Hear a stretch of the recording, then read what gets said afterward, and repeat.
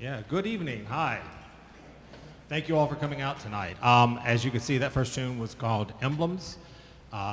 One of the only, we have other band pieces by Copeland, but they were all transcriptions. This is kind of the only one he wrote for us. As you could read up there, it was a very interesting story. When it was first premiered, the group for which it was written, CBDNA, just kind of didn't like it. They thought they were going to get Appalachian Spring or Rodeo or something like that. And as you can hear, that's very different.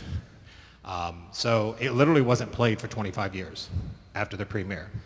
And then we grew up and realized what great music it is, and we've been doing it ever since. So about 4 or 5 years ago, I started a composition contest here at the university for juniors, seniors, and grad students.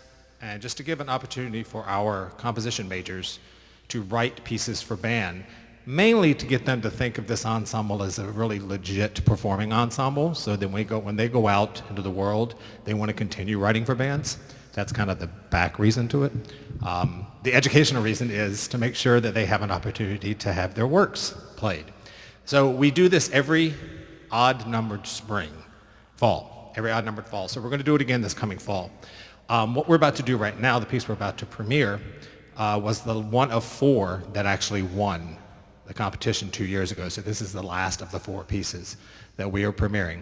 And I'd like to bring the composer on stage to talk to you real briefly for a second, Hunter Gregory.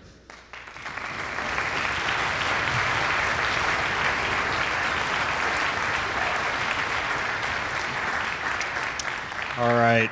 Every composer's favorite part is talking about their piece on stage in front of a bunch of people. So I'll try to give it a go. I do have some notes so I sound coherent.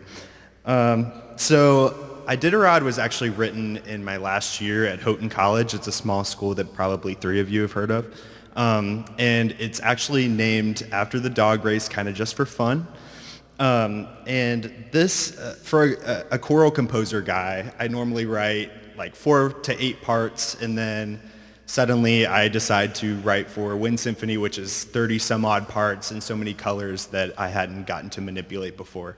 So with this piece, I feel like I was trying to explore those colors. There's parts with really huge chords that dissipate, and then there's one or a few instruments that are isolated to emphasize that particular color.